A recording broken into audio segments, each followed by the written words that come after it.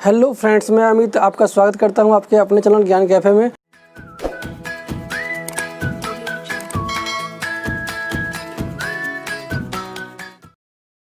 दोस्तों, आज हम चर्चा करने वाले हैं क्लास 11 की पॉलिटिकल साइंस का छठा चैप्टर जो है पहली बुक का, न्यायपालिका।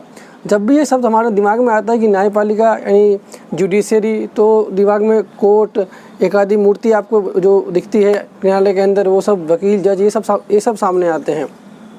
आज हम चर्चा करेंगे जो न्यायपालिका है किस प्रकार से हमारे भारतीय संविधान की रक्षा करती है, हमारे मौलिक अधिकार की रक्षा करती है, और इसके अलावा संसद और कार्यपालिका, विधायिका और न्यायपालिका के बीच कैसा संबंध है।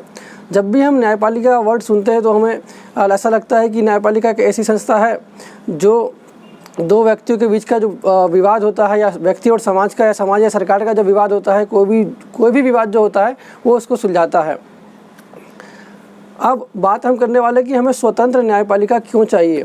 तो एक स्वतंत्र न्यायपालिका की जो आवश्यकता होती है वो इसलिए होती है ताकि वो किसी दो व्यक्तियों के जो निजी विवाद होते हैं या कोई भी विवाद जो होते हैं उसको कानून के शासन के आधार पर सुलझाया जा सके। इसलिए हमें न्यायपालिका की आवश्यकता होती है। और कानून के शासन का आधार का मतलब यह है कि कानून के समक्ष सभी समान हो, यानी जो न्यायपालिका किसी को अमीर गरीब मतलब ऊंची जाति नीची जाति, इसके अलावा किसी भी रंग रूप भेदभाव, किसी भी आधार पर कोई भेदभाव ना करे। अब हम जो बात करने वाले हैं न्यायपालिका की स्वतंत्रता के बारे में कि न्यायपालिका की स्वतंत्रता किस प्रकार से हमारे संविधान ने संरक्षित किया गया है। तो यदि न्यायपालिका जो है, न्यायपालिका के कार्यों में कार्यपालिका या विधायिका कोई बाधा नहीं डाल सकती है। इसके अलावा यदि न्यायपालिका कोई निर्णय देती है तो उसके निर्णय को सरकार का कोई भी अंग जो होता है वो उसमें हस्तक्षेप नहीं कर सकता। न्यायपालिका को और किस प्रकार से सुरक्षित किया गया है, तो न्यायपालिका की जो नियुक्ति होती है वो उनकी योग्यता के आधार पर होती है। मतलब यह है कि वह किसी राजनीतिक दल का मतलब प्रतिनिधित्व नहीं होता है, नहीं करता है। वो एक न्यायाधीश बनने के लिए एक कानून का अच्छा विशेषज्ञ या वकालत का अनुभव होना चाहिए। तो पहली बात यह हो गई, क्योंकि जो एक न्यायाधीश है वो किसी भी दल से मतलब बिलोंग नहीं करता है, इसलिए वो किसी भी दल के प्रति ऋणी नहीं है, कर्जदार नहीं है, और उसकी तरफ उसका कोई झुकाव नहीं होगा, और वो बिना भेदभाव किए किसी भी दल के पक्ष या विपक्ष में मतलब निर्णय दे सकता है। दूसरी जो बात है वो न्यायाधीश के कार्यकाल की है। न्यायाधीश के कार्यकाल को कम नहीं किया जा सकता है, मतलब उसको कार्यकाल की सुरक्षा प्रदान की जाती है। न्यायाधीश का जो कार्यकाल होता है सर्वोच्च न्यायालय में 65 वर्ष का होता है, और उसके रिटायर होने से पहले उसको हटाना मतलब उसको हटाया जा सकता है, लेकिन उसकी जो प्रक्रिया है वो काफ़ी कठिन है। तो यहाँ पर जो है न्यायाधीशों को कार्यकाल की सुरक्षा दी जाती है। अब बात करेंगे कि जो न्यायाधीश जो है उनके जो वेतन भत्ते होते हैं, यानी उनकी जो सैलरी वगैरह होती है, तो क्या उस पर कोई सरकार प्रतिबंध लगा सकती है? तो ऐसा भी नहीं है। न्यायाधीश की जो सैलरी, उनके जो अलाउंस होते हैं, उनको जो सुविधा दी जाती है, गाड़ी, बंगला, ड्राइवर, ये सारी चीज़ें उनको रेगुलर बेसिस पे मिलती रहती है, और उनमें इसकी कोई कटौती नहीं की जा सकती है। और न्यायाधीश के कार्यकाल को भी कम नहीं किया जा सकता है। तो न्यायाधीश को अपने कार्यकाल की सुरक्षा मिल जाती है। न्यायाधीश को अपनी वेतन भत्ते के कम होने का कोई खतरा नहीं होता है, उसको सभी सुविधाएँ मिलती रहती हैं, जिससे वो मतलब भेदभाव के बिना ही कार्य कर सके और कभी पैसों के लालच में ना आए। चौथा जो होता है कि आप न्यायाधीश के निर्णयों की आलोचना नहीं कर सकते। जैसा कि अगर कोई राजनीतिक दल कोई अपना विचार रखता है तो उसका पक्ष विपक्ष होता है, मतलब कि आप उसकी आलोचना कर सकते हो, सरकार की किसी नीति की आलोचना कर सकते हो, लेकिन यदि न्यायाधीश कोई निर्णय देता है तो आप उसकी आलोचना नहीं कर सकते। तो इन सभी प्रकारों से जो है वो न्यायाधीशों को और न्यायपालिका को स्वतंत्र बनाया गया है, ताकि वो किसी के भी दबाव में आकर या किसी भी मोह में ना पड़कर अपना जो स्वतंत्र निर्णय दे सके। अब हम बात करेंगे भारत में न्यायाधीशों की नियुक्ति। तो भारत में मुख्य न्यायाधीश, सर्वोच्च न्यायालय के मुख्य न्यायाधीशों की नियुक्ति के संबंध में एक परंपरा रही है कि जो भी सर्वोच्च न्यायालय का सबसे वरिष्ठ न्यायाधीश होता है उसी को मुख्य न्यायाधीश बना दिया जाता है। लेकिन इस परंपरा को 2 बार तोड़ा गया है। 1973 के अंदर 3 वरिष्ठ न्यायाधीशों की अनदेखी करके A.N. रे को मुख्य न्यायाधीश चुना गया था। उसके बाद 1975 के अंदर क्या हुआ था कि न्यायाधीश H.R. खन्ना की अनदेखी करके M.H. बेग की नियुक्ति की गई। और इसके अलावा कि न्यायालय के अन्य न्यायाधीशों के संबंध में जो बात है वो है कि सर्वोच्च न्यायालय के जो मुख्य न्यायाधीश होते हैं उनकी सलाह पर राष्ट्रपति जो होता है वो अन्य न्यायाधीशों की नियुक्ति करता है। भारत के अन्य न्यायाधीशों की नियुक्ति के मामले में सर्वोच्च न्यायालय के मुख्य न्यायाधीशों और उनके वरिष्ठ न्यायाधीशों की भूमिका भी होती है। सर्वोच्च न्यायालय के मुख्य न्यायाधीश साथ में उनके जो वरिष्ठ न्यायाधीश होते हैं वो कुछ नाम इंट्रोड्यूस करते हैं, कुछ नाम प्रस्तावित करते हैं राष्ट्रपति के सामने, और राष्ट्रपति को उन्हीं नामों में से अन्य न्यायाधीशों की नियुक्ति करनी पड़ती है। पहले जो सर्वोच्च न्यायालय के मुख्य न्यायाधीशों की और वरिष्ठ न्यायाधीशों की जो भूमिका थी वो एक सलाहकार के रूप में थी, वो राष्ट्रपति को सलाह देते थे। लेकिन बाद में क्या किया गया कि बाद में ये कहा गया कि राष्ट्रपति को सर्वोच्च न्यायालय की जो सलाह होती है वो माननी ही चाहिए, जबकि पहले ऐसा नहीं था। अब हम बात करेंगे कि किसी भी न्यायाधीश को उनके पद से कैसे हटाया जा सकता है। यह एक बहुत बड़ी जटिल प्रक्रिया है और ऐसा कभी नहीं हुआ है कि किसी पर यह प्रक्रिया लागू करके उसको पूरी तरह से हटाया गया हो। कई बार प्रयास किए गए हैं, लेकिन ऐसा सक्सेसफुली यानी सफलतापूर्वक कभी नहीं हो पाया है। भारत के किसी भी मुख्य न्यायाधीश को उनके पद से हटाने के लिए उन पर कदाचार यानी भ्रष्टाचार और उनकी अयोग्यता को साबित करना पड़ता है। जैसे यदि कार्यपालिका यानी सांसदों को जो न्यायपालिका के जो न्यायाधीश होते हैं उनको हटाने का जो अधिकार होता है वो विधायिका को होता है। तो विधायिका में ये प्रोसेस कैसे होता है, यदि मान लीजिए कि यदि लोकसभा में न्यायाधीश को हटाने का प्रस्ताव पारित किया गया है तो सबसे पहला जो स्टेप होगा वो लोकसभा के कम से कम 100 सांसदों के हस्ताक्षर चाहिए होते हैं। यदि वो प्रस्ताव जो है राज्यसभा में पेश होता है तो वहाँ पर 50 राज्यसभा सांसदों के हस्ताक्षर चाहिए होते हैं। यदि मान लीजिए कि लोकसभा के 100 सांसदों के हस्ताक्षर हुए तो उसके बाद क्या करती है, तो जो संसद का अध्यक्ष होता है वो एक उच्च स्तरीय जांच कमेटी बिठाती है जो न्यायाधीश के भ्रष्टाचार के जितने भी न्यायाधीश के सभी कामों की पड़ताल करता है। और जब काम की पड़ताल करने के बाद यदि वह उचित पाया जाता है, ऐसा मान लिया जाता है कि उसने भ्रष्टाचार किया है या उसने गलत तरीकों का इस्तेमाल करके यानी अपने कि सार्वजनिक धन का अपने हित के लिए उसका इस्तेमाल किया है, तब क्या होता है कि संसद में मतदान होता है। मतदान किस प्रकार से, तो 2/3 बहुमत से पास करना होता है उसको दोनों संसदों से, यानी मान लीजिए लोकसभा में 543 सीटें हैं, उसका 2/3 भाग कि 362 जो सीटें 362 सांसदों को इसके समर्थन में आना पड़ेगा, तब जाके वो लोकसभा से पास होगा। इसी प्रकार से प्रक्रिया राज्यसभा के अंदर भी होगी, तब जाके राष्ट्रपति उस पर हस्ताक्षर करेगा और उसके पश्चात उसको हटाया जा सकता है।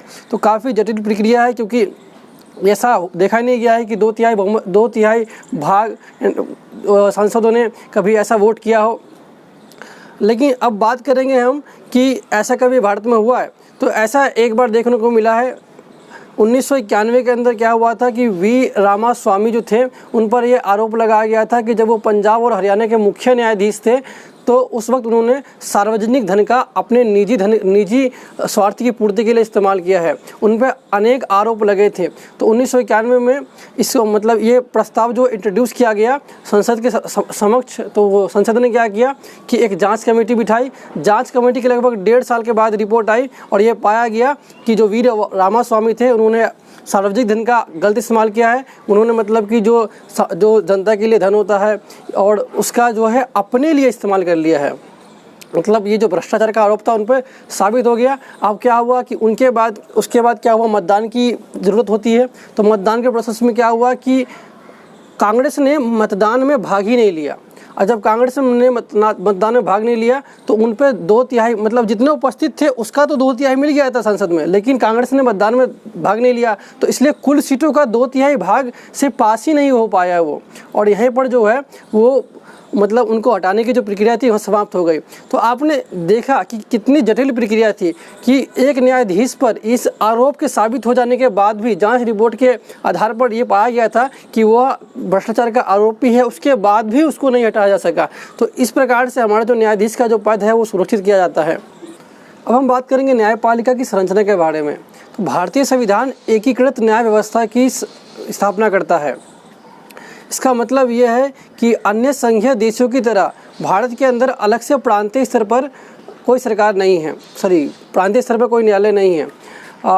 भारत में जो न्यायपालिका की जो संरचना है वो एक पिरामिड की तरह है, जिसमें सबसे ऊपर आपका आता है सर्वोच्च न्यायालय, फिर आपका आता है उच्च न्यायालय, फिर आती है जिला अदालत, फिर आता है जिला अदालत के अधीन अदालत। हम इस पिरामिड की जो चर्चा है वो ध्यान से करेंगे। एक बार आपकी जो स्क्रीन पर जो पिरामिड आ रहा है उसको एक बार ध्यान से देखिए, उसके बाद हम इसके एक एक भाग को आराम आराम से समझेंगे। आइए देखते हैं सबसे पहले जो है वो भारत का सर्वोच्च न्यायालय। तो इसके फैसले सभी अदालतों को मान्य होते हैं। मतलब यदि सर्वोच्च न्यायालय ने कोई फैसला लिया है तो उसके फैसले को मतलब जितने नीचे की अदालत है वो सबको मानना पड़ता है। और दूसरा पॉइंट है इसका, यह उच्च न्यायालय के न्यायाधीशों को तबादला कर सकता है, यानी जो ये उच्च न्यायालय के जो न्यायाधीश होते हैं ये उनका तबादला कर सकता है, उनका ट्रांसफ़र कर सकता है, या किसी अदालत का मुकदमा अपने पास मंगवा सकता है। यदि न्यायालय को लगता है कि किसी मुकदमे का कोई जो मुकदमा है वो जो नीचे वाले न्यायालय है उसके अधिकार क्षेत्र में नहीं है, या उनको लगता है कि ये सर्वोच्च न्यायालय उस मुकदमे को सुनने के लिए इंटरेस्टेड होता है, तो वो उसको अपने पास मंगवा लेता है किसी भी निचली अदालत से, मतलब उच्च न्यायालय से, जिला अदालत से, या फिर उसके नीचे की अदालत से, कहीं से भी वो अपना कोई भी मुकदमा मंगवा सकता है उनके पास से। या किसी एक उच्च न्यायालय में चल रहे मुकदमे को दूसरे उच्च न्यायालय में भिजवा सकता है। यदि किसी एक हाई कोर्ट में कोई केस चल रहा है तो उस केस को वो किसी और हाई कोर्ट में ट्रांसफ़र कर सकता है। तो ये था हमारा भारत के सर्वोच्च न्यायालय के जो कुछ कार्य थे। अब बात करेंगे हम उच्च न्यायालय के। तो निचली अदालतों के फैसले पर की गई अपील की सुनवाई कर सकता है। मतलब ये हुआ कि यदि निचली यानी जिला अदालतों ने और या फिर उसके नीचे के अदालतों ने कोई फैसला दिया है और कोई व्यक्ति जो है उससे संतुष्ट नहीं है, तो वो उच्च न्यायालय में जाकर उसके मतलब उच्च न्यायालय से कह सकता है कि मतलब हमारी कोर्ट की जो हमारे केस की सुनवाई दोबारा कीजिए। यदि उच्च न्यायालय को लगता है कि जो केस में निचली अदालतों ने सही फैसला नहीं किया है तो वो उसका संशोधन भी कर सकती है। तो वो इसका मतलब ये हुआ कि वो निचली अदालतों के फैसले पर कोई सुनवाई कर सकती है। मौलिक अधिकारों को बहाल करने के लिए रिट जारी कर सकता है। मतलब हमारे भारत में सर्वोच्च न्यायालय और उच्च न्यायालय के पास ये अधिकार होता है कि यदि आपके मौलिक अधिकारों का हनन होता है तो आप यहाँ पर जाके अपने अधिकारों की मांग कर सकते हैं। और इनके पास ये अधिकार होता है कि उनके मौलिक अधिकारों की सुरक्षा के लिए ये रिट जारी कर सकते हैं। जैसे कि हमने पढ़ा था अध्याय 2 में, जहाँ परमादेश हमने अधिकार परीक्षा आदि के बारे में चर्चा की थी। इसके बारे में चर्चा आगे भी करने वाले हैं फिर से। फिर आपका आता है राज्य के क्षेत्राधिकार में आने वाले मुकदमा का निपटारा कर सकता है। अब जो राज्य का जो क्षेत्राधिकार होता है, मतलब जो उनके राज्य के अंदर जहाँ मतलब अगर मान लो कि यदि वो बिहार का हाई कोर्ट है तो बिहार के जितनी भूमि होती है उन सभी भूमि के अंदर आने वाले किसी भी मुकदमे का वो निपटारा कर सकता है। अपने अधीनस्थ न्यायालयों का पर्यवेक्षण और नियंत्रण करता है और वो अपने से नीचे अदालतों को की जांच भी करता रहता है और उनको कंट्रोल भी करता है। फिर आपकी आती है जिला अदालत। तो जिले में दायर मुकदमों की सुनवाई करता है। तो जिला अदालत जो होता है मतलब किसी डिस्ट्रिक्ट में जो भी केस होता है तो उसकी सुनवाई करता है। निचली अदालतों के फैसले पर की गई अपील की सुनवाई करता है। मतलब कि यदि लगता है कि जिला अदालत की उसके नीचे के न्यायालय ने कोई फैसला सही नहीं दिया है तो उसकी भी सुनवाई करता है अपने पास से फिर गंभीर किस्म के आपराधिक मामलों पर फैसला देती है और ये अन्य गंभीर किस्म के जो आपराधिक मामले होते हैं उस पर फैसला दे सकते हैं। फिर आते हैं सबसे नीचे के न्यायालय जिसको बोलते हैं हम अधीनस्थ न्यायालय। फौजीदारी और दीवानी किस्मों के मुकदमों पर विचार करती है। तो यहाँ पर जो फौजीदारी का मतलब आपका ये हो जाता है कि जैसे कि हत्या, बलात्कार और मतलब और भी चोरी, ये सब संगीन अपराध जो होते हैं वो फौजीदारी के अंदर आते हैं। और जो आपके दीवानी मामले जो होते हैं, दीवानी मामले का मतलब ये हो गया जैसे कि आपने मतलब कि जो भी पैसों से संबंधित जो भी समस्याएं होती हैं, जैसे कि मान लीजिए कि यदि आप किराएदार हैं और आपके मकान मालिक है तो आपके और मकान मालिक के बीच में जो किराए को लेकर विवाद हो जाता है, या फिर वो आपसे खाली करने को कहते हैं लेकिन आप उनकी संपत्ति पर मतलब हक जमा के बैठे पड़े खाली नहीं करते हैं, तो ये ऐसे विवादों को जो है वो दीवानी मामले कहा जाता है और जिनका विचार जो है वो उनके अधीनस्थ मामले के अंतर्गत आता है। अब यहाँ से जो आपको देखो ये पिरामिड के रूप में दिखाई दे रहा है, इसमें जो आपको एरो दिखाई दे रहे हैं वो सारे एरो दिखा रहे हैं कि सर्वोच्च न्यायालय की जो पहुंच होती है वो सबके पास होती है। इसी प्रकार से मतलब कि आप समझ सकते हैं इस पूरे डायग्राम को देख के कि सबसे पहले आपका अधीनस्थ न्यायालय आता है, फिर जिला अदालत, फिर उच्च न्यायालय, फिर सबसे ऊपर आपका सर्वोच्च न्यायालय आता है और सबके कार्य मैंने आपको स्पष्ट कर दिए हैं। बात करेंगे भारत के सर्वोच्च न्यायालय के क्षेत्राधिकार के बारे में। तो हमारे भारत का जो सर्वोच्च न्यायालय है विश्व के अनेक शक्तिशाली न्यायालयों में से एक है, लेकिन वह संविधान की सीमा के अंदर ही काम करता है। जो भारत के कुछ क्षेत्राधिकार हैं, जो भारत के सर्वोच्च न्यायालय के जो क्षेत्राधिकार है वो इस प्रकार से लिस्टेड है जो आपकी स्क्रीन पर आ रहा होगा। अब हम इसको ध्यान से पढ़ेंगे भारत के सर्वोच्च न्यायालय का क्षेत्राधिकार देखिए, पहला आपका मौलिक, तो संघ और राज्यों के बीच के तथा विभिन्न राज्यों के आपसी विवादों का निपटारा करता है। मतलब जब कभी ऐसी परिस्थिति होती है कि दो राज्यों के बीच में विवाद हो जाता है तो, और या फिर केंद्र सरकार और राज्य सरकार के बीच में कोई विवाद हो जाता है तो उसका जो सोल्यूशन होता है उसको जो सर्वोच्च न्यायालय के माध्यम से ही सुलझाया जाता है। दूसरा आपका आता है रिट। तो हमने अध्याय 2 में पढ़ा था संविधान के अधिकार के अंदर कि हमारे पास कितने मौलिक अधिकार होते हैं और उस मौलिक अधिकारों की जो रक्षा होता है वो सर्वोच्च न्यायालय करता है। तो वो संवैधानिक उपचारों के अधिकार के अंतर्गत कई रिट जारी कर सकता है। जैसे हमने पढ़ा था परमादेश, निषेध आदेश, उत्प्रेषण तथा अधिकार परीक्षा जारी करने का जो अधिकार है वो सर्वोच्च न्यायालय भी रखता है, साथ में उच्च न्यायालय भी रखता है। इसके बारे में हम और भी डिटेल में जानेंगे। तीसरा आपका आता है अपीली, दीवानी, फौजदारी तथा संवैधानिक सवालों से जुड़े अधीनस्थ न्यायालयों के मुकदमे की अपील पर सुनवाई करना। जैसे मैंने आपको ऊपर बताया कि दीवानी मामले क्या होते हैं, फौजदारी मामले क्या होते हैं, और संवैधानिक सवालों पर मतलब जब कभी ऐसी परिस्थिति उत्पन्न हो जाती है कि जो नीचे की अदालतें होती है वो संविधान की व्याख्या के अनुसार, यानी संविधान में जो वर्णित चीज़ें हैं उसके अनुसार जो फैसला सही नहीं दे पाती है तो वो उस मुकदमे की सुनवाई फिर से करता है और फिर संविधान की व्याख्या भी करता है। अगला है फिर सलाहकारी, जनहित के मामले तथा कानून के मामले पर राष्ट्रपति को सलाह देना। तो सलाहकार के रूप में भी काम करता है। जैसे हमने देखा कि भारत के अन्य न्यायाधीशों की नियुक्ति के अंदर में सर्वोच्च न्यायालय जो है वो एक सलाहकार के रूप में कार्य करता है। अब हम इन चारों कामों को एकदम डिटेल में जानेंगे। पहला है आपका मौलिक क्षेत्राधिकार। तो सर्वोच्च न्यायालय, कुछ मुकदमे ऐसे होते हैं जो सिर्फ सीधे सर्वोच्च न्यायालय के अंदर ही उसकी सुनवाई की जा सकती है, मतलब जो निचली अदालत है उसकी सुनवाई नहीं कर सकती। तो ये कौन कौन से ऐसे मामले होते हैं जिसकी सुनवाई सीधा सर्वोच्च न्यायालय करता है? तो जब दो राज्यों या फिर संघीय संबंधी कोई भी विवाद होता है, यानी जब कोई दो राज्यों के बीच में कोई विवाद होता है भूमि को लेकर, या कानूनी हस्तक्षेप में आपने देखा होगा कई सारे विवाद उत्पन्न हो जाते हैं जो दो राज्यों के बीच में होते हैं। तो ऐसे विवाद जो कभी केंद्र या राज्य के बीच में, राज्य या राज्य के बीच में होता है, तो ऐसे विवादों का जो निपटारा है वो सर्वोच्च न्यायालय करता है और संविधान के संबंध में व्याख्या भी करता है। अगला जो हमारा अधिकार है इसी का वो है रिट संबंधी अधिकार। जैसा कि आपने अध्याय 2 में पढ़ा था कि जो हमारे पास मौलिक अधिकार होते हैं उसके अंदर हम अपने मौलिक अधिकारों की सुरक्षा के लिए हम सर्वोच्च न्यायालय जा सकते हैं, और सर्वोच्च न्यायालय है जो रिट जारी करके हमारे अधिकारों की रक्षा करता है। यदि आपको इन रिटों के बारे में जानना है तो आप दूसरा अध्याय दोबारा देख के देखिए वीडियो में, आपको सारे रिट पता चल जाएंगे। मैं उस वीडियो का लिंक और उस वीडियो में जो रिट का जो हमने बताया है उसका मैं वीडियो का जो टाइमिंग है वो उसमें दे देता हूँ, ठीक है। तो हमारा जो रिट संबंधी अधिकार है वो उच्च न्यायालय से भी हम इसकी मांग कर सकते हैं, सर्वोच्च न्यायालय से भी मांग कर सकते हैं। यानी यदि हमारे अधिकारों का उल्लंघन होता है तो हम सर्वोच्च न्यायालय या उच्च न्यायालय से उसकी सुरक्षा की मांग कर सकते हैं। अगला जो है आपका वो है अपीली क्षेत्राधिकार। यदि कोई व्यक्ति उच्च न्यायालय के फैसले से, निर्णय से असंतुष्ट नहीं होता है तो इसके विरुद्ध सर्वोच्च न्यायालय में अपील कर सकता है। लेकिन सर्वोच्च न्यायालय में अपील करने के लिए उसे उच्च न्यायालय का प्रमाण पत्र भी चाहिए होता है। मतलब सीधा जाके अपील कर सकते हो, लेकिन अपील करने के लिए उच्च न्यायालय का प्रमाण पत्र भी आपके लिए आवश्यक होता है। यदि उच्च न्यायालय समझता है कि यदि इस मामले के अंदर संविधान की व्याख्या की ज़रूरत है या फिर संविधान में कुछ ऐसी परिस्थिति, मतलब एक ऐसी परिस्थिति उत्पन्न हो चुकी है जहाँ पर संविधान की व्याख्या करने की आवश्यकता है, तो वो क्या करता है, एक प्रमाण पत्र देता है जिसके माध्यम से आप सर्वोच्च न्यायालय में उच्च न्यायालय के निर्णय के विरुद्ध अपना अपील कर सकते हो। यदि लेकिन सर्वोच्च न्यायालय को कभी लगता है कि मतलब वो उसको मतलब किसी भी कोर्ट की सुनवाई यानी किसी भी केस की सुनवाई करनी है तो वो उच्च न्यायालय के प्रमाण पत्र के से बाधित नहीं होता है। मतलब यदि सर्वोच्च न्यायालय समझता है कि उसे इस केस के बारे में सुनवाई करनी है तो वो उसको सीधा अपने पास मंगा सकता है।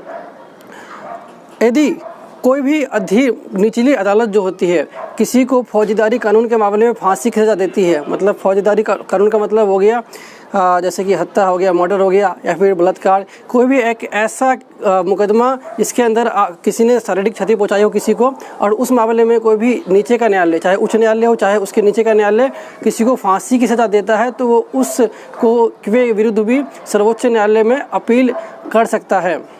सर्वोच्च न्यायालय उस पूरे मामले की फिर से जांच करता है, उस पर पुनर्विचार करता है। यदि उसको लगता है कि जो निचली अदालतों ने फैसला दिया है उसमें कोई कमी है तो उसके बाद उसको वो बदल भी सकता है। अगला है हमारा सलाह संबंधी अधिकार। जब भारत के राष्ट्रपति को लगता है कि कोई ऐसा विषय है जिस पर हमें राय लेनी चाहिए सर्वोच्च न्यायालय की, तो वह उस परामर्श के लिए सर्वोच्च न्यायालय को विषय भेज देता है। सर्वोच्च न्यायालय उस पर अपनी सलाह दे भी सकता है, नहीं भी दे सकता है। इसका मतलब यह है सर्वोच्च न्यायालय उस विषय पर सलाह देने के लिए बाध्य नहीं है। इसी प्रकार से राष्ट्रपति यदि मान लें कि सर्वोच्च न्यायालय अपना कोई परामर्श देता है तो राष्ट्रपति भी उस परामर्श को मानने के लिए बाध्य नहीं है। राष्ट्रपति उस परामर्श को मान भी सकता है या नहीं भी मान सकता है। जो मंत्री परिषद होते हैं, जब सरकार होती है, यदि सरकार को भी कोई नई नीति, कोई नया कानून या फिर कुछ नया एक योजना लानी होती है तो सरकार भी कभी कभार सर्वोच्च न्यायालय से कानूनी राय जान लेती है। इससे क्या होता है, यदि सरकार कोई कुछ भी योजना लाए, कुछ भी नीति को लागू करे तो बाद में सर्वोच्च न्यायालय उसकी अवहेलना ना करे, यानी इस बाद में सर्वोच्च न्यायालय एक कानूनी बाधा ना बने, इसलिए वो भी सर्वोच्च न्यायालय की राय को जान लेती है। हमने जो इसके सभी अधिकारों को भी जान लिया है और भी बहुत सारे अधिकार हैं, हम आने वाली क्लासों में भी जानेंगे। फिलहाल हमने जो इसके महत्वपूर्ण जितने भी अधिकार थे हमने भी जान लिए हैं। और ये बात ध्यान रखने योग्य है कि जो यदि भारत का सर्वोच्च न्यायालय कोई निर्णय देता है तो उसके जो निर्णय है भारत के जहाँ तक जितना भूभाग है, जितनी भारत की भूमि है, जितने भारत के राज्य हैं और वहाँ तक भारत का विस्तार है, उन सभी न्यायालयों पर, उन सभी भूभागों पर सर्वोच्च न्यायालय का जो निर्णय है वो लागू होता है। संविधान का अनुच्छेद 137 कहता है कि यदि सर्वोच्च न्यायालय चाहे तो अपने दिए गए निर्णयों पर दोबारा से विचार कर सकता है। यानी यदि सर्वोच्च न्यायालय को लगता है कि उसने जो आदेश दिया है या उसने जो निर्णय लिया है, यदि उसमें कोई गलती से चूक हो गई है तो वो अपने निर्णय को बदलने के लिए खुद से पहल कर सकता है। अब हम बात करेंगे न्याय सक्रियता की, यानी जनहित याचिका की। क्या होती है ये जनहित याचिका? सबसे पहले हम ये समझेंगे। अक्सर क्या होता है, जब हमारे मौलिक अधिकारों का उल्लंघन होता है या फिर जब हमें कोई दिक्कत होती है या फिर जब हमारे से कोई संबंधी होता है उसे कोई दिक्कत होती है तो हम क्या करते हैं, तब जाके हम अदालत का दरवाज़ा खटखटाते हैं। यानी जब हमें लगता है कि हमारे साथ कुछ ऐसा हुआ है जो गलत है, यानी हमारे अधिकारों का उल्लंघन किया गया है, तब हम जाते हैं अदालत में उसका दरवाज़ा खटखटाने के लिए। लेकिन 1979 के बाद, 1979 के बाद ये जो अवधारणा थी वो बदल गई। अदालत ने कुछ ऐसे विषयों पर भी मुकदमा शुरू कर दिया सुनना जिसे पीड़ित लोगों ने नहीं दर्ज किया था, बल्कि उनके लिए किसी दूसरे लोगों ने दर्ज किया था। मतलब यह है कि जैसे मान लो कि मेरे अधिकारों का उल्लंघन किया गया है, लेकिन मैं नहीं गया वहाँ तक, अदालत तक, ठीक है। मेरे बिहाफ मुझे किसी ने देखा और मेरे बिहाफ पे वो चला गया कि हाँ, एक ऐसा व्यक्ति है जिसका मौलिक अधिकारों का उल्लंघन हो रहा है। तो ये जो बात होती है ये जनहित की बात होती है। मतलब जहाँ पर हम खुद के अधिकारों के उल्लंघन की बात नहीं करते, जहाँ पर हम समाज को देखते हैं और समाज के अधिकारों को हम देखते हैं कि उल्लंघन हो रहा है, तो उसके प्रति उसके लिए हम जाते हैं न्यायालय में उसके अधिकारों की मांग करने। तो 1979 में ये इंट्रोड्यूस हो गया। उसके बाद क्या हुआ कि न्यायालय ने इन सभी याचिकाओं पर सुनवाई करने का फैसला लिया। अखबारों के माध्यम से और जो डाक के माध्यम से जितनी भी शिकायतें मिली, इन सभी पर न्यायालय ने क्या किया, विचार किया और इनकी सुनवाई का कार्य शुरू कर दिया। अब हम एक उदाहरण से इसकी वैल्यू को समझेंगे और देखेंगे कैसे ये लोकप्रिय हो गया। 1979 के अंदर एक खबर छपी जिसमें दिखाया गया कि बिहार के जेलों में कैदियों को काफ़ी लंबे समय से बंदी बनाकर रखा जा रहा था। यदि उन कैदियों को सज़ा हो भी जाती तो वो उतने लंबे समय के लिए जेल में नहीं रहते जितना कि उनको पहले से बंदी बना कर रखा जा रहा था। तो इस मामले को एक वकील ने याचिका के रूप में दर्ज किया सर्वोच्च न्यायालय के अंदर। सर्वोच्च न्यायालय ने क्या किया, इस पर सुनवाई की। यह जो पूरा मामला है हुसैन आरा खातून वर्सेस बिहार सरकार के नाम से प्रथम जनहित लोक याचिका के रूप में प्रसिद्ध हुआ। उसके बाद एक और घटना बताता हूँ मैं आपको उदाहरण स्वरूप। 1980 के अंदर तिहाड़ जेल के एक कैदी ने एक न्यायाधीश जिनका नाम था कृष्ण अय्यर, उनको एक पत्र लिखा। उस पत्र में उन्होंने बताया कि उसके जेल के अंदर जो है कैदियों के साथ काफ़ी शारीरिक यातना उनको दी जाती है।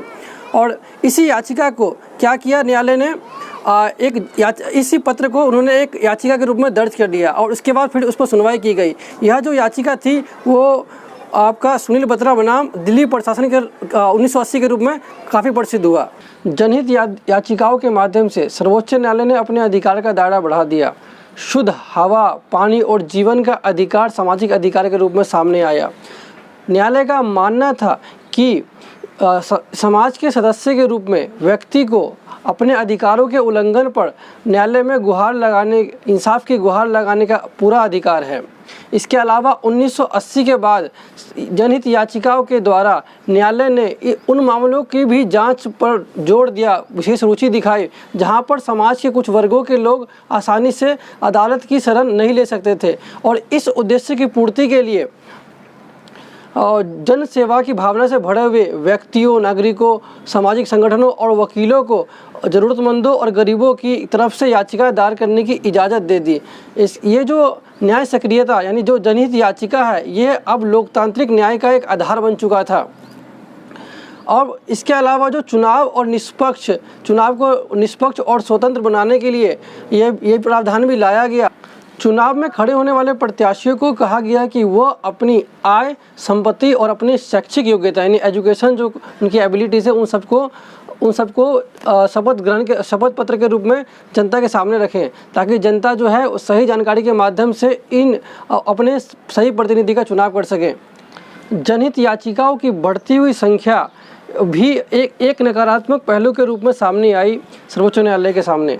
और इसके अलावा सर्वोच्च न्यायालय के पास कुछ ऐसी याचिका भी आना शुरू हो गई थी जो सर्वोच्च न्यायालय यानी न्यायालय के अधिकार क्षेत्र से बाहर थी, जैसे चुनावों में सुधार, भ्रष्टाचार पर रोक और ध्वनि और हवा प्रदूषण के मामले का निपटारा, इन सभी समस्या को सुलझाना। तो ये सारी समस्या जो थी वो विधायिका के अंतर्गत कार्यपालिका को सुलझानी चाहिए थी।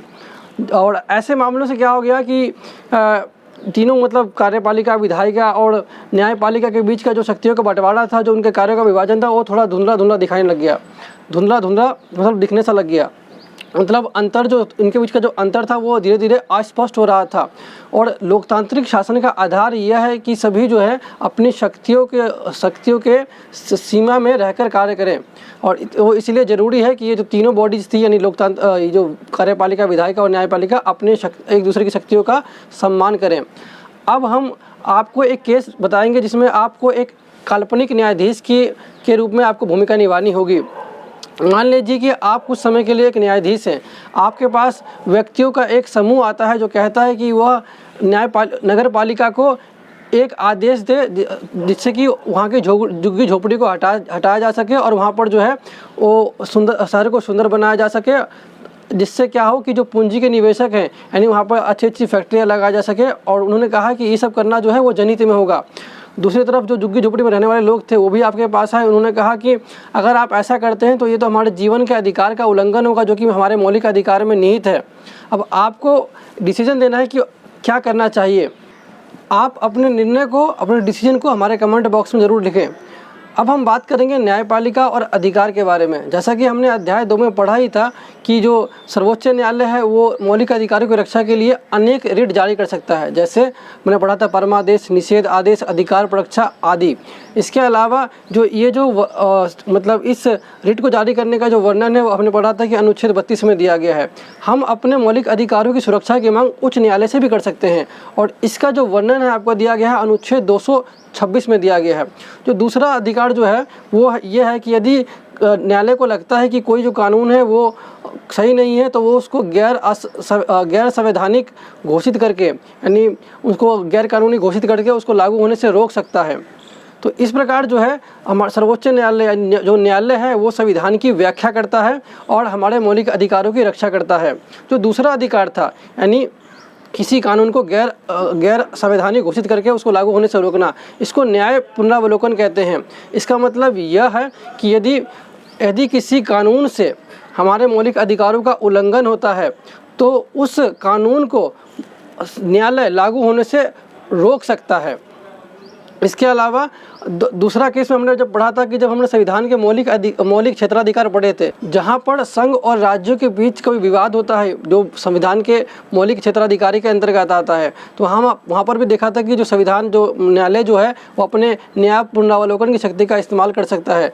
जैसे जैसे कि यदि किसी विषय पर केंद्र ने कानून बनाया और उस विषय और राज्य सरकार ने न्यायालय में यह गुहार लगाई कि जो एक कानून केंद्र सरकार ने बनाया है वो केंद्र सरकार के अंतर्गत आता ही नहीं है, ये जो विषय है वो राज्य सरकार का विषय है। यदि न्यायालय को लगता है कि जो राज्य सरकार है या फिर जो राज्य सूची के विषय में ये अगर ये आता है तो जो केंद्र सरकार है वो जो न्यायालय है वो केंद्र सरकार के द्वारा बनाए गए कानून को निरस्त कर सकती है। ध्यान देने योग्य बात यह है यहाँ पर कि जो न्यायिक पुनरावलोकन शब्द का इस्तेमाल संविधान के में कहीं भी लिखित रूप से नहीं है, लेकिन भारतीय संविधान लिखित रूप में सर्वोच्च न्यायालय को ये अधिकार अवश्य देता है कि जब भी किसी मौलिक अधिकार का उल्लंघन होता है या जब भी शक्ति के विभाजन में, केंद्र और राज्य की शक्ति के विभाजन में कोई भी विवाद उत्पन्न होता है तो जो केंद्र है वो अपने अधिकारों और शक्ति की विभाजन की जो व्याख्या है उसको बताकर इनका निपटारा और इसको सुलझा सके। न्यायपालिका और सांसद न्याय पुनरावलोकन की शक्ति के माध्यम से जो विषय पहले न्यायालय के अधिकार क्षेत्र में नहीं थे वो भी आना शुरू हो गए। अब जैसे कि राज्यपाल की शक्ति या राष्ट्रपति की शक्तियों पर भी थोड़ा बहुत नियंत्रण न्यायपालिका का लागू होना शुरू हो चुका था। उदाहरण के लिए देखेंगे कि सर्वोच्च न्यायालय ने न्याय को स्थापित करने के लिए हवाला मामले, पेट्रोल पंप के आवंटन और अनेक भ्रष्ट मामलों पर सीबीआई की जांच के निर्देश किए। जो ये हवाला मामले होते हैं इसका मतलब ये होता है जब ये धन का हस्तांतरण होता है, मनी ट्रांसफ़र होता है, जब ब्लैक मनी को वाइट किया जाता है तो ये प्रोसेस जो होता है हवाला मामले के नाम से जाना जाता है। अधिकतर ये जो काम है ये बिजनेसमैन के द्वारा किया जाता है। तो इन सब पर सर्वोच्च न्यायालय ने क्या किया कि सीबीआई के जांच के आदेश दिए। अब हमारे संविधान में क्या है कि सरकार के 3 अंग हैं, विधायिका, कार्यपालिका और न्यायपालिका। इनका मुख्य काम भी है। जैसा कि आप जानते हैं जो कार्यपालिका का काम जो होता है वो कानून को लागू करना होता है। संसद का काम जो होता है वो मुख्यतः जो होता है कि संविधान मतलब कि नए कानून को बनाना और संविधान में संशोधन करना। न्यायपालिका जो होती है वो न्याय विदों यानी जो विवाद होते हैं उन सबको सुलझाती है। इस तीनों के स्पष्ट काम होने के बावजूद जो ये तीनों आपस में एक दूसरे पर निर्भर होते हैं और कभी कभार इनमें अवरोध और इनके बीच अवरोध देखने को मिल जाता है और फिर संतुलन भी बना के रखते हैं। तो शक्ति का जो ये विभाजन है उसके विभाजन होने के इतना स्पष्ट विभाजन होने के बावजूद जो होता है कि इनके बीच में विवाद और इनके बीच में जो थोड़ा अवरोध है वो रहता ही रहता है। हमने देखा था मौलिक अधिकार वाले चैप्टर के अंदर हमारे जब संविधान के अधिकार को हम पढ़ रहे थे तो जो संपत्ति का अधिकार था, संपत्ति के अधिकार को निरस्त करने के लिए सांसद और न्यायपालिका के बीच में काफ़ी समय तक जो गर्मागर्मी रही थी। संसद जो है संपत्ति के अधिकार को समाप्त करना चाहती थी क्योंकि वह भूमि सुधार को लाना चाहती थी, लेकिन सर्वोच्च न्यायालय ने उसको ये समाप्त नहीं करने दिया। फिर संसद ने क्या किया तो संसद ने संविधान में संशोधन करने का प्रयास किया और एक नया कानून लाने का प्रयास किया। फिर सर्वोच्च न्यायालय ने क्या किया कि आप संविधान में संशोधन करने के बावजूद भी मौलिक अधिकारों को सीमित नहीं कर सकते हैं। फिर अब बहुत सारे प्रश्न खड़े हो गए, ऐसे कि संपत्ति का अधिकार जो है उसका दायरा क्या है, यानी मौलिक अधिकार जो है उसका दायरा क्या है, संसद मौलिक अधिकारों की जो अधिकारों की जो शक्ति है उसमें क्या भूमिका निभा सकता है, क्या जो संसद है यानी जो विधायिका है वो राज्य के नीति निर्देशक तत्वों को लागू करने के लिए किसी मौलिक अधिकार को प्रतिबंधित या उसको समाप्त कर सकती है या क्या उस पर रोक लगा सकती है। ये सारे प्रश्न खड़े हो गए। 1967 से 73 के बीच में जो ये विवाद काफ़ी ज़्यादा खड़ा हो चुका था। इसके अलावा अनेक विवाद थे जो न्यायपालिका और संसद के बीच में विचारणीय थे, जैसे कि निवारक नज़रबंदी कानून था, भूमि अधिग्रहण करना मतलब सार्वजनिक उद्देश्यों के लिए, ये सारे विवाद भी थे।